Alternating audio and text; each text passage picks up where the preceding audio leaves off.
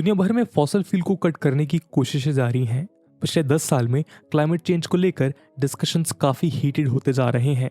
ऐसे में international organisations यानी यूनाइटेड नेशंस में भी तेजी से काम होना शुरू हुआ है। 2014 में हुए पेरिस समझौते को लेकर किए गए वादों पर स्टेप्स लेना जरूरी होता जा रहा है। एज अ रिजल्ट इंडिया पीछे नहीं रहने वाला था। हमारे फ्यूचर गोल्स में एनर्जी मिक्स को चेंज करना और सस्टेनेबल एनर्जी की तरफ शिफ्ट होना शामिल है। आने वाले economic development models, infrastructure projects, businesses, manufacturing sector etcetera में कार्बन एमिशन को कम से कम करने की तरफ काम किया जा रहा है। कार्बन कम करने के लिए व्हीकुलर पॉल्यूशन पर फोकस करना जरूरी है। ग्लोबली लगभग 14% पॉल्यूशन फॉसिल फ्यूल के जलने से होता है। जब तक देश में इलेक्ट्रिक व्हीकल्स के लिए इंफ्रास्ट्रक्चर नहीं होगा तब तक फॉसिल फ्यूल पर डिपेंडेंसी कम नहीं होगी। लेकिन एक गुड न्यूज़ है, इंडिया का पहला इलेक्ट्रिकल हाईवे दिल्ली से जयपुर के बीच शुरू हो सकता है। इसी के साथ साथ दिल्ली से मुंबई के बीच भी इलेक्ट्रिकल हाईवे बनने पर चर्चा हो रही है। दोस्तों, इलेक्ट्रिकल हाईवे क्या होता है और इसका इंडियन फ्यूचर ट्रांसपोर्ट पर क्या इम्पैक्ट होगा? इलेक्ट्रिकल रोड्स को लेकर क्या क्या इनोवेशन और प्लान्स हो रहे हैं? चलिए डिस्कशन की शुरुआत करते हैं और इन सवालों के जवाब ढूंढते हैं। नमस्कार दोस्तों, मेरा नाम है आदर्श और स्वागत है आपका स्टडी IQ में। आगे बढ़ने से पहले मैं आपको बता दूं कि अब स्टडी IQ के किसी भी शानदार कोर्स को परचेज करने से पहले, चाहे वो UPSC एग्जाम हो, स्टेट PSC हो, जुडिशरी एग्जाम्स हो या फिर हो बैंक PO का एग्जाम, आप यूज कर सकते हैं कूपन कोड आदर्श33, जिससे आपको मिलेगा फ्लैट 33% डिस्काउंट स्टडी IQ के सभी कोर्सेज पे। बाकी के अपडेट्स के लिए आप मुझे मेरे सोशल मीडिया हैंडल्स पे भी फॉलो कर सकते हैं। भारत की कैपिटल दिल्ली से जयपुर के बीच इलेक्ट्रिकल हाईवे के कॉन्सेप्ट को गवर्नमेंट पुश कर रही है। Union minister of road transport and highways Nitin Gadkari ने भी कहा है कि गवर्नमेंट फॉरेन कंपनीज के साथ इलेक्ट्रिकल हाईवे बनाने को लेकर चर्चा कर रही है। HT ऑटो की एक रिपोर्ट के मुताबिक दिल्ली जयपुर के अलावा दिल्ली और मुंबई के बीच भी इलेक्ट्रिक हाईवे बनने की बात एक स्वीडिश फर्म से चल रही है। जब दुनिया कन्वेंशनल फ्यूल्स यानी पेट्रोल, डीजल, केरोसिन एक्सेट्रा से एनर्जी के ऑल्टरनेट सोर्सेज की तरफ जा रही है, ऐसे में ट्रांसपोर्टेशन और व्हीकुलर पावर के लिए इलेक्ट्रिसिटी फिलहाल सबसे पॉपुलर चॉइस है। इलेक्ट्रिसिटी व्हीकल्स को पावर देकर बिना कार्बन एमिशन के चलाती है। ये एक फ्यूचरिस्टिक सोर्स ऑफ एनर्जी है। यदि प्रपोज्ड इलेक्ट्रिक हाईवे बनाया जाएगा तो इस पर चलने वाले vehicles on the go charge होंगे, यानी कि कार को पार्क करके चार्ज करने की जरूरत नहीं होगी। वहीं हाई इलेक्ट्रिसिटी नीड के लिए केबल्स भी इंस्टॉल किए जा सकते हैं, जिसमें ट्रक्स वगैरह चलाए जा सकेंगे। मॉडर्न हाईवे रेलवे टेक्नोलॉजी को इंटीग्रेट करते हैं, जिसमें रोड ट्रांसपोर्ट की फिजिबिलिटी देखी जाए और रिसोर्स का एफिशिएंट इस्तेमाल हो। इससे एनर्जी भी बचाई जा सकती है। इंफ्रास्ट्रक्चर को मौजूदा स्थिति में ही इस्तेमाल किया जा सकता है। ओवरहेड कनेक्शन लाइन से पावर को डायनेमिक पैंटोग्राफ के जरिए ट्रक्स और बसेस में पहुंचाया जा सकता है। इलेक्ट्रिसिटी केबल से जुड़ना और अलग होना आसानी से करते हैं। आपने ट्रेन के इंजन पर ऊपर की तरफ हाई टेंशन इलेक्ट्रिसिटी लाइन से एक अपरेटस को जुड़ा हुआ देखा होगा, उसे ही पैंटोग्राफ कहा जाता है। कोलकाता में ट्रैम इसका एक अच्छा एग्जाम्पल है, लेकिन वो ट्रेन एक क्लोज और लॉन्गर रूट्स के लिए हैं। हालांकि इसी तरह हमें लंबे हाईवेज का भी इलेक्ट्रिफिकेशन करना होगा। नितिन गडकरी जी के मुताबिक इलेक्ट्रिकल व्हीकल्स रोड पर चलने वाले छोटे वाहन नहीं, बल्कि ट्रक्स और बसेस के साथ रेलवेज इंजन्स भी होंगे। इवेंचुअली सभी तरह के व्हीकल्स इलेक्ट्रिकल होंगे। दोस्तों, इलेक्ट्रिक व्हीकल्स ट्रांसपोर्टेशन का फ्यूचर है। ऐसे में एक सवाल ये खड़ा होता है कि क्या अब तक दुनिया में कोई हाईवे या पाथवे बनाया गया है?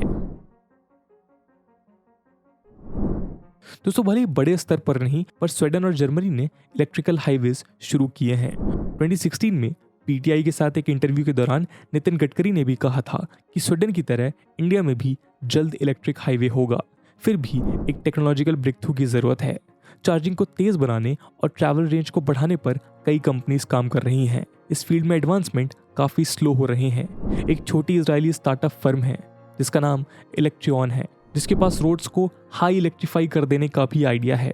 इसका मतलब यह है कि रोड्स के ऊपर हाई टेंशन लाइंस और पेंटोग्राफ वाले व्हीकल्स की जरूरत नहीं होगी, बल्कि रोड्स में ऐसे सिस्टम्स होंगे जिससे वहां चलने वाले वाहन वायरलेस तरीके से चार्ज होंगे। आज हम मोबाइल फोन से लेकर छोटे इलेक्ट्रॉनिक गैजेट्स वायरलेसली चार्ज कर रहे हैं।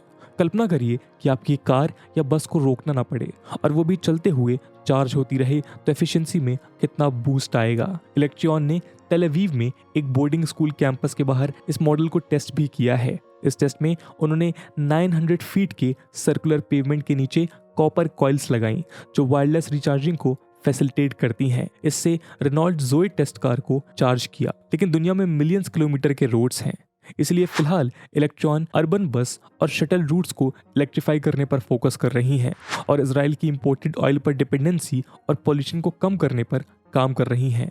द न्यूयॉर्क टाइम्स की रिपोर्ट के मुताबिक इलेक्ट्रॉन के एग्जीक्यूटिव्स धीरे धीरे ग्लोबल जाने की तैयारी में हैं और फ्यूचर में ऑल इलेक्ट्रिक सिटी ट्रांसपोर्ट को पॉसिबल बनाने की ओर काम कर रहे हैं। वायरलेस चार्जिंग नया कॉन्सेप्ट नहीं है, ये तब से वजूद में है जब से इलेक्ट्रिसिटी की खोज हुई है। 100 साल से भी ज़्यादा पहले निकोला टेस्ला ने वायरलेस इलेक्ट्रिसिटी ट्रांसमिशन को इन्वेंट किया था। उनके मुताबिक हम एनर्जी को एयर के थ्रू किसी दूसरी जगह पहुंचा सकते हैं। हालांकि वो अपने वक्त से काफ़ी आगे रहे और उनके कॉम्पिटिटर थॉमस एल्वा एडिसन ने अपने आइडियाज़ के सामने टेस्ला को नहीं चलने दिया। इसी टेक्नोलॉजी पर इलेक्ट्रॉन का वायरलेस चार्जिंग का कॉन्सेप्ट भी आधारित है। ये 4 कंपोनेंट्स पर काम करता है। पहला रोड के भीतर लगी हुई कॉपर कॉइल्स, दूसरी है रिसीवर यूनिट जो रोड के अंदर लगी हुई कॉइल से एनर्जी रिसीव करती हैं। रोड के साइड में लगी हुई मैग्नेट यूनिट जो कॉपर कॉइल और रिसीवर यूनिट के रिलेशनशिप को मैनेज करती है। मैनेजमेंट यूनिट के पास इलेक्ट्रिसिटी सीधे पावर ग्रिड से आती है, इससे वो कॉपर कॉइल में सेफली ट्रांसमिट करता है। फोर्थ कंपोनेंट है एक क्लाउड सॉफ्टवेयर जो इस पूरी process, amount of energy transmission, maintaining enough energy etcetera जैसे एस्पेक्ट्स को मॉनिटर करता है। इस सॉफ्टवेयर से यूजर्स के मुताबिक अमाउंट भी चेंज किया जा सकता है। वायरलेस चार्जिंग के बेनिफिट्स बहुत बड़े बताए जा रहे हैं। इलेक्ट्रिक मोबिलिटी में ट्रांजिशन को देखें तो काफ़ी कॉस्ट कटिंग की जा सकती है। वायरलेस टेक्नोलॉजी को इम्प्लीमेंट करने के बाद कार्स और बाकी वाहन में बैटरी कैपेसिटी को मैसिवली रिड्यूस किया जा सकता है।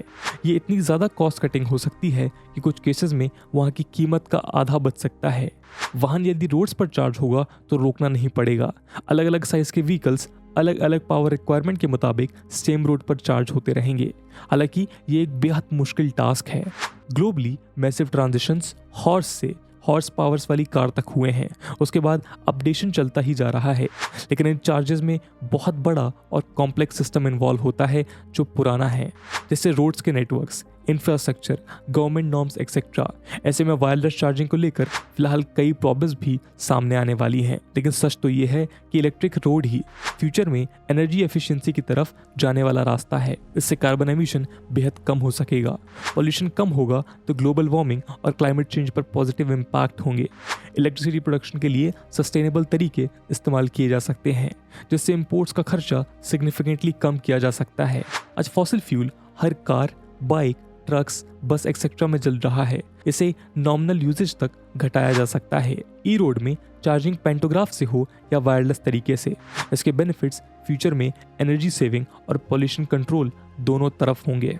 तो दोस्तों, इस वीडियो में हमने डिस्कशन किया नितिन गडकरी जी के एक विजन के बारे में, जहाँ पे वो भारत में इलेक्ट्रिकल हाईवे को लाना चाहते हैं। इस पूरे मुद्दे को लेकर आपका क्या ओपिनियन है, कमेंट सेक्शन में ज़रूर बताइएगा। आज की वीडियो के लिए इतना ही। आई होप आपको वीडियो पसंद आई होगी, और अगर पसंद आई है तो अपने दोस्तों के साथ शेयर करना मत भूलिएगा। हम मिलते हैं अगले वीडियो में, तब तक के लिए जय हिंद, जय भारत।